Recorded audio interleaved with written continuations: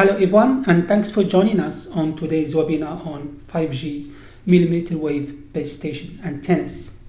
My name is Amin. I'm an RF application engineer at EMWorks. Before we start, I would like to give you a brief overview about what we are going to discuss today. First, we'll talk briefly about 5G technology and some of its applications. After that, we'll look at some of the antenna design challenges. Following that, we'll have a case study of 5G millimeter wave base station antenna. At the end, we'll have a live demo. In case if you have any questions, I'll be happy to answer them at the end of the presentation. Before we proceed, I would like to give you a short introduction about our company, EMWorks. EMWorks is an electromagnetic simulation software company based in Montreal, Canada. We cover both low and high frequency applications. Our products are embedded in the most popular CAD platforms, namely SolidWorks and Inventor. They cover a wide range of applications ranging from electric motors, transformers, and power electronics to antennas and various wireless circuits and components. Now let us talk about 5G technology. In today's digital era, the demand for fast internet is higher than ever due to data-intensive activities like streaming, gaming, and smart devices. This surge in data consumption has strained existing 3G and 4G bands, leading to congestion and slower performance. As a result, the transition to 5G technology has become essential to meet the growing needs of users. 5G technology operates on a wider spectrum, offering significantly higher bandwidth and throughput compared to previous generations. This allows for faster data speed and reduced latency, enabling seamless connectivity for a wide range of applications. Two key components of 5G are sub-6 GHz and millimeter wave frequencies. Sub-6 GHz frequencies provide extensive coverage and are well suited for urban areas and indoor environments. They facilitate reliable connection for IoT devices, smart cities, and autonomous vehicles. On the other hand, millimeter wave frequencies offer ultra-fast speed but have shorter range and are susceptible to signal attenuation. 5G millimeter wave technology is ideal for high-density areas and outdoor deployments, supporting applications such as augmented reality, high-definition video streaming, and real-time gaming. Next, we'll examine some of the key applications of 5G technology. 5G wireless communication plays a crucial role in managing the surge of wireless data traffic driven by smart devices and live streaming. Utilizing 5G millimeter wave antennas offers significant benefits, including enhanced bandwidth and the ability to handle high volume of data traffic effectively. 5G is anticipated to revolutionize the mobile experience by introducing rapid wireless network capable of supporting download speed ranging from 10 to 20 gigabits per second. Leveraging new radio millimeter wave enables seamless transmission of large volume of data and offers greater bandwidth compared to lower LTE bands.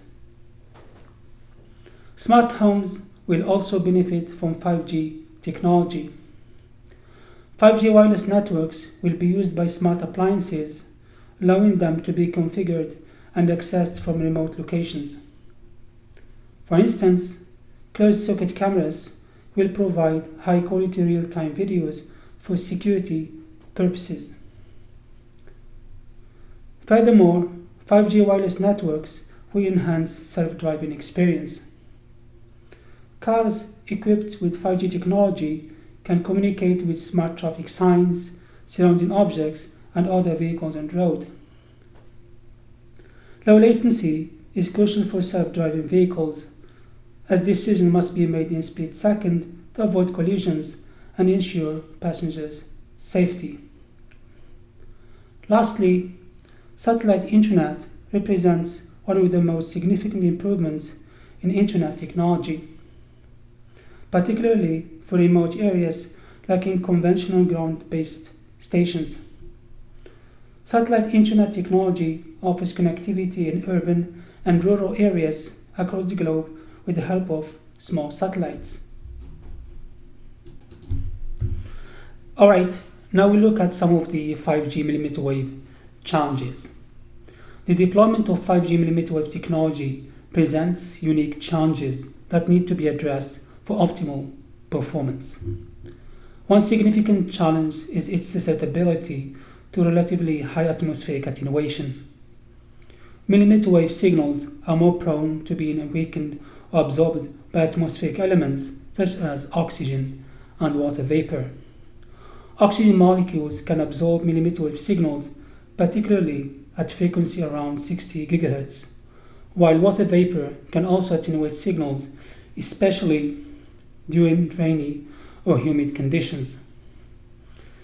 This atmospheric attenuation can significantly impact the range and reliability of mmWave communication. Moreover, mmWave signals are highly sensitive to multipart loss due to the smaller wavelength. This phenomenon occurs when signal bounce off surfaces and arrive at the receiver at different times, causing interference and signal degradation. To address these issues, beamforming techniques and advanced signal processing algorithms are being implemented. By precisely focusing and directing mmWave signals, beamforming helps mitigate multipath loss and enhances signal strength, thereby overcoming some of the inherent limitations of mmWave technology. Now let's explore some of the antenna design challenges.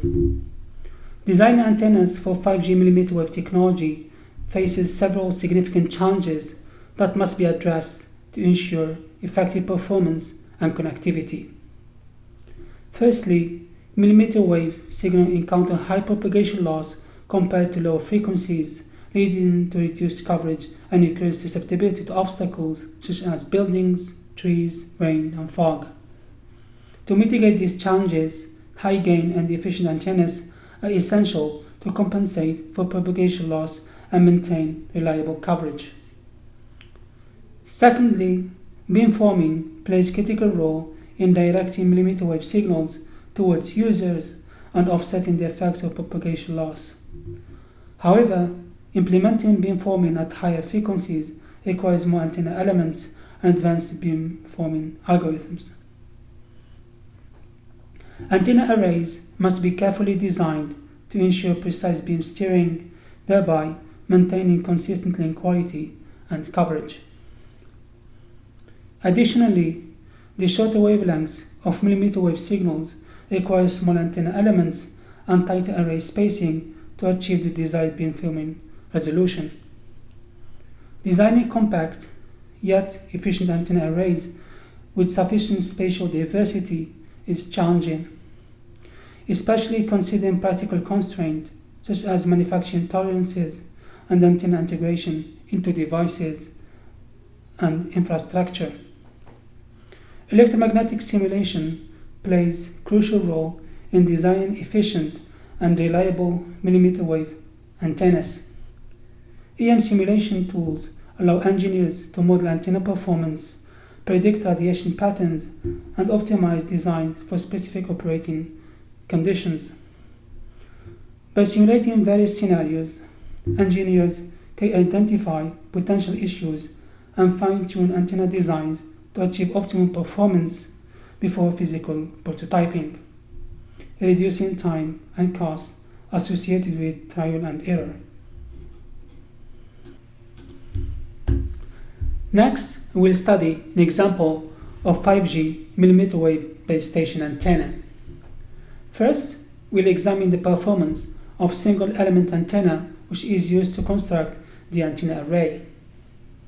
The antenna is constructed on Rogers 5880 dielectric substrate with relative permittivity of 2.2, thickness of 0.25 mm, and loss tangent of 0.009. The microwave feed line is connected at the edge of the antenna, as can be seen on the picture. Alright, now let's look at some of the simulation results. So first, let's start with the return loss of the antenna. As we can see from the right figure, the antenna resonates at 37.2 GHz with a reflection coefficient of minus 17 dB. On the left, we can see the electric field animation at resonant frequency. Next, let's look at the radiation pattern of the antenna.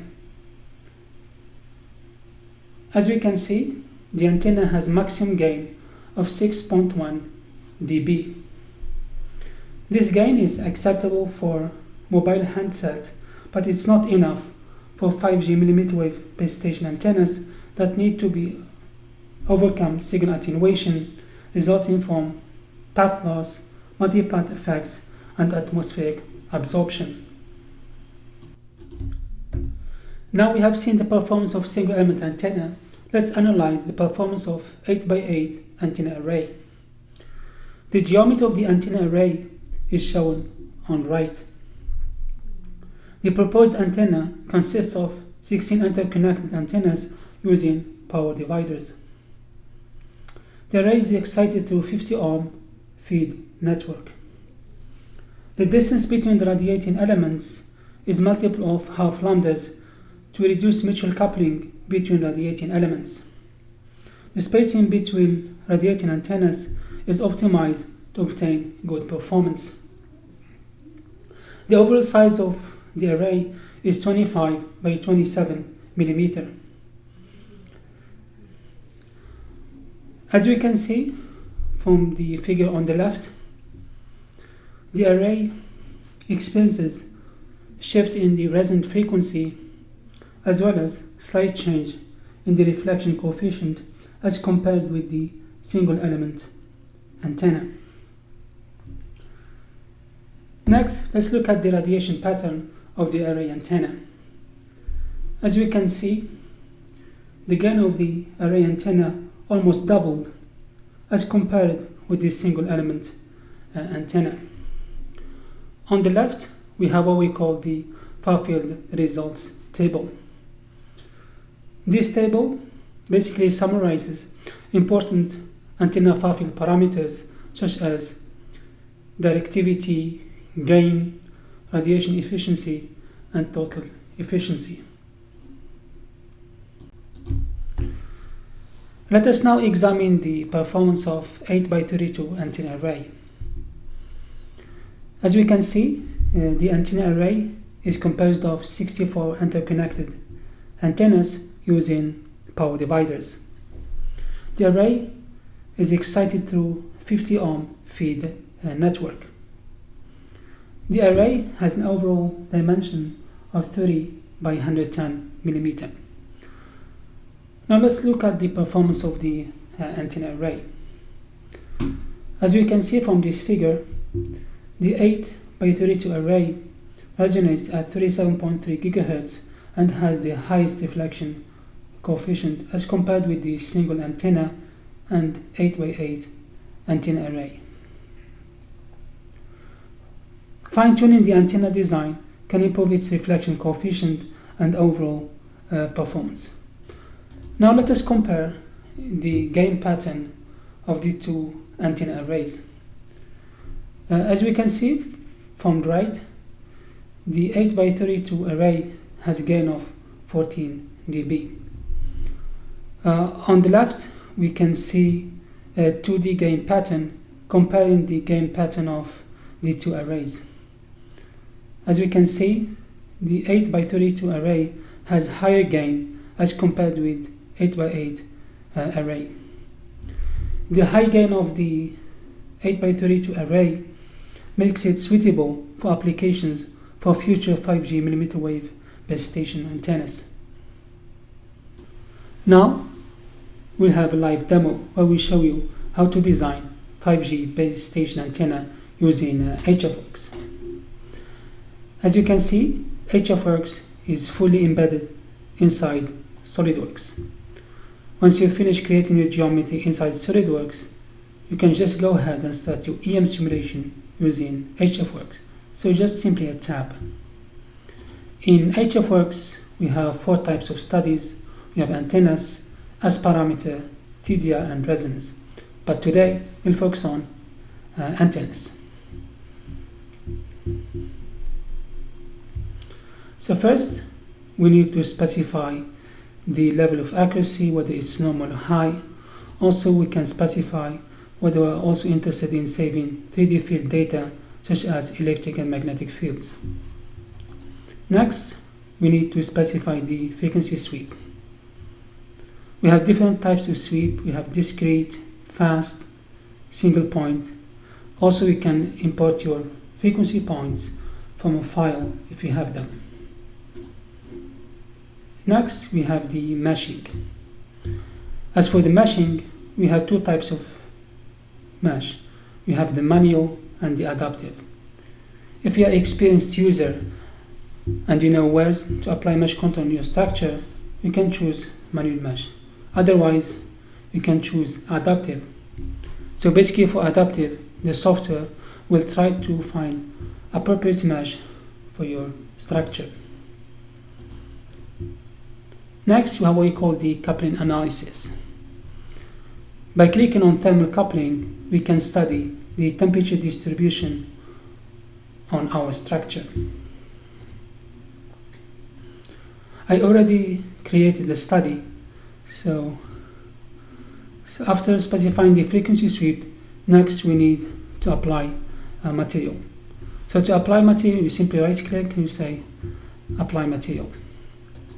In HFWorks, we have our material library, which consists of large number of materials with predefined properties, as you can see.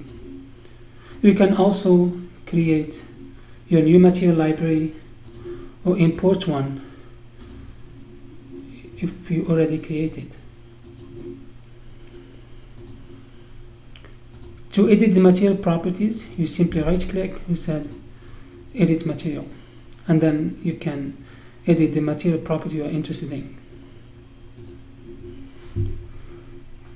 So before going further, so basically we have 3 configurations.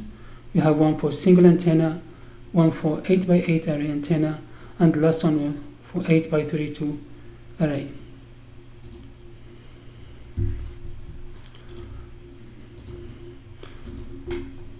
So this is our antenna, and this is the R, which is our radiation boundary. Next, we need to specify the boundary conditions. In HFWorks, we have different types of boundary conditions, such as port, lumped element, PEC, PMC, also imperfect electric conductor, radiation boundary, signal, etc. So back to our example.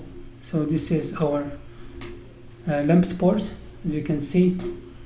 Also we have the radiation boundary, and also we have the PEC on the other side of the substrate. Now I will show you how to apply mesh control on structure.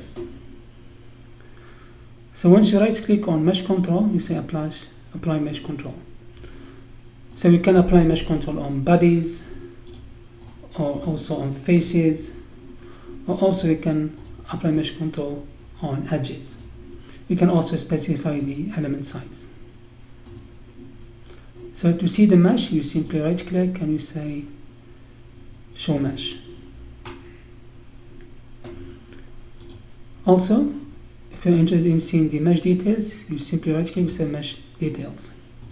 So basically this table gives you details regarding the number of mesh elements created, and also the number of mesh elements used for each part or body, as you can see. Now let's look at some of the simulation results. So first, let's look at the results table. In HFWorks, we have what we call the results table. This table basically summarizes important circuit parameters such as generalized ACE matrix, renormalized ACE matrix, impedance matrix, admittance matrix, port results, and VSWR. You can export results to different formats such as text, CIT, SPC, or touchstone.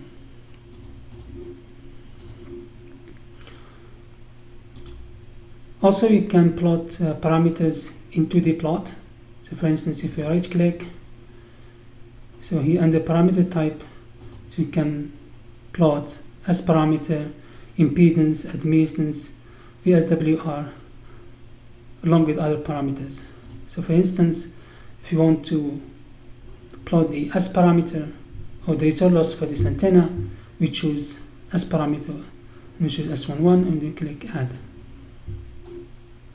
So now we can see the reflection coefficient of the antenna. Also, we can see the results in tabular formats. We can save data in different formats such as text, CSV, or XLS.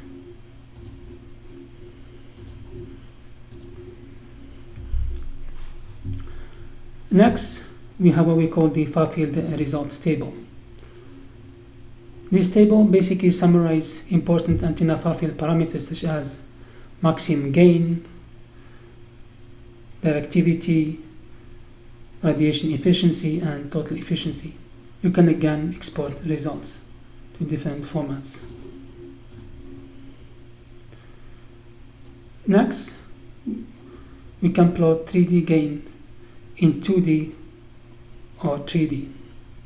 So to see the radiation pattern, you simply right click on antenna parameters and you choose near far field case. So under this table, you can specify the input power as well as the phase shift, and also the step size for theta and phi. I already created study for this antenna. So for this, I have input power 1 watt and phase shift of 0 degree. So now we can see the 3D gain pattern of this antenna in 3D. You can also see it in 2D. So to create this plot for 3D, you simply go to polar plot 3D and say fringe.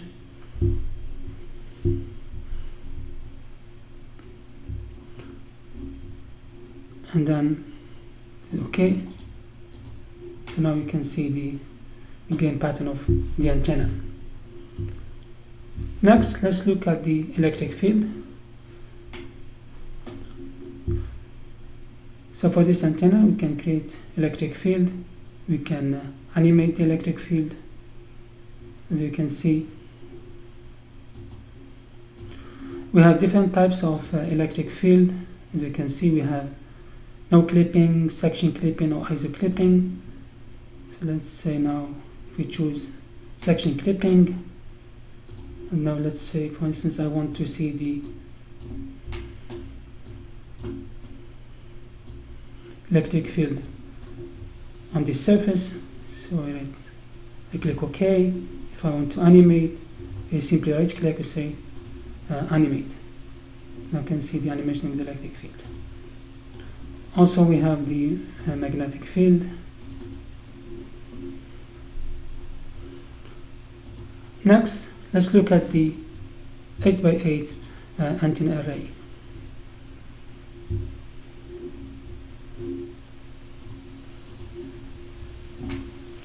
So now we can see the geometry of the 8x8 antenna array. So we kept the same material. This is Rogers 5880. We have the same boundary conditions. This is our feeding port.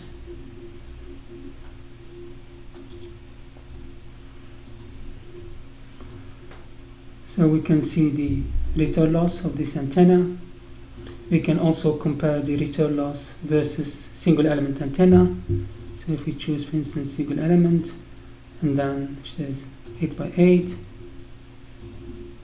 So now we can see the comparison of the return loss of the two antennas. You can also see the far-field results table, as well as the 3D gain pattern in 3D as well as in 2D.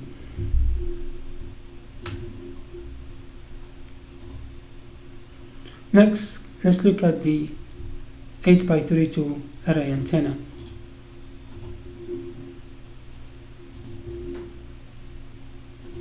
So first, let's look at the geometry of the antenna.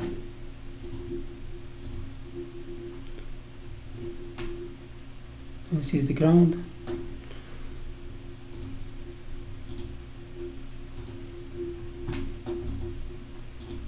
Change transparency. So this is our air, and this is our feeding port, as we can see. So let's look at some of the simulation results. So for instance, we can see the S parameter of the three antennas. Let me change, for instance,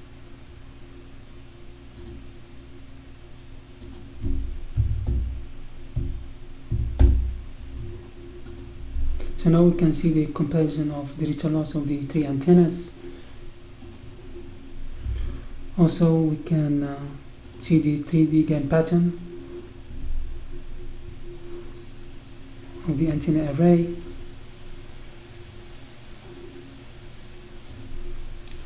Yeah, so you can see the gain of the antenna array. Also, we can compare the gain pattern of the two arrays in 2D. So for instance, we have dB, same thing, now we add 8x8. So now we can see the comparison of the gain pattern of the two array antennas.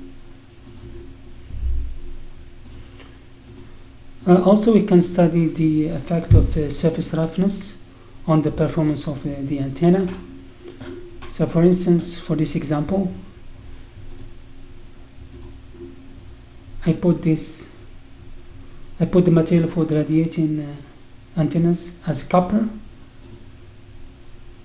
as we can see, and also I put some surface roughness. So for instance, we can study the effect of surface roughness on the return loss.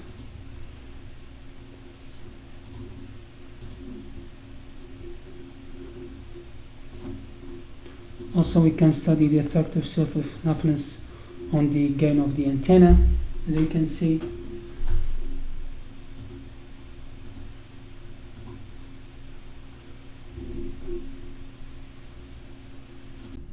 Here comes the end of the live demo.